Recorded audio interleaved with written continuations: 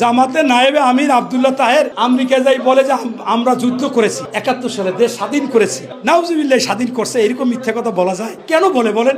উনি তো রাজাকার ছিল। আমি আমাদের বলেন যে আমি বিএনপি, এখন বিএনপি পছন্দ করি না, আসলে জামাত। এটা কেন বলেন? আপনারা জান্নাতের টিকিট কিনে বিক্রি করেন। আরে ভাই, আপনাদের সাথে জামাতের সাথে যখন বিএনপি ছিল, আমি বক্তৃতায় বলতাম যে আমরা এখন রাজাকারকে মাইনে নিয়ে রাজনীতি করতে চাই, এই জন্য যে এই রাজাকারের চাইতে ওই যে মুক্তিযুদ্ধের যারা ফেড়া তুলছে শেখ হাসিনা, ওরা খারাপ গুপ্তচর বলে।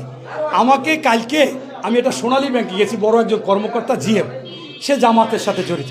তা আমারে বললো, ভাই আপনার বক্তব্য আমি সবসময় শুনতাম, আপনি জামাতের ফাঁসি হয়েছে সেই সময় কথা বলতেন, এখন একটু রইস হয়ে বলেন। আমি কেমনে বলবো, আপনার তো ভাই মুনাফেক হয়ে গেছেন। ভাই কেন? আমি আমাদের বলেন যে আমি বিএনপি, এখন বিএনপি পছন্দ করি না, আসলে জামাত। এটা কেন বলেন? আপনারা জান্নাতের টিকিট কিনে বিক্রি করেন, এটা তো শিরক করা। এটা কেমনে বলেন? আমাদের নামে ইদানিং আপনারা বদনাম বলাও শুরু করছেন, রাজাকারে নাকি আমাদের তালিকায় বেশি। আপনার জামাতে নায়েবে আমির আব্দুল্লাহ তাহের আমেরিকায় যাই বলে যে আমরা যুদ্ধ করেছি 71 সালে দেশ স্বাধীন করেছি। নাউজুবিল্লাহ, স্বাধীন করছে এরকম মিথ্যা কথা বলা যায়? কেন বলেন? উনি তো রাজাকার ছিল। উনি বলতে পারতো যে আমরা 71 সালে মুক্তিযোদ্ধাদের উপরে হামলা করেছি, ওদের বিরুদ্ধে যুদ্ধ করেছি, মা বোনদের ইজ্জত নিয়েছি, পাকিস্তানিদের হাতে আমরা এই নারীদের তুলে দিয়েছি, এই জন্য আমাদের অন্যায় হয়েছে, এটা আমরা এখন স্বীকার করি। এইটা বলতো।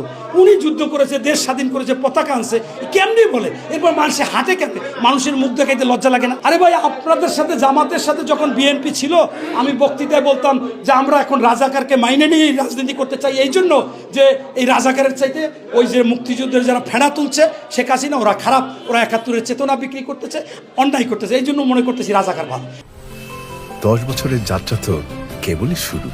একসাথে গ্রো করার এই জার্নি চলুক আগামীতেও। পাঠাও 10 years of growing with you। এটা স্বীকার করে রাজনীতি করবে, সত্য কথা বলবেন।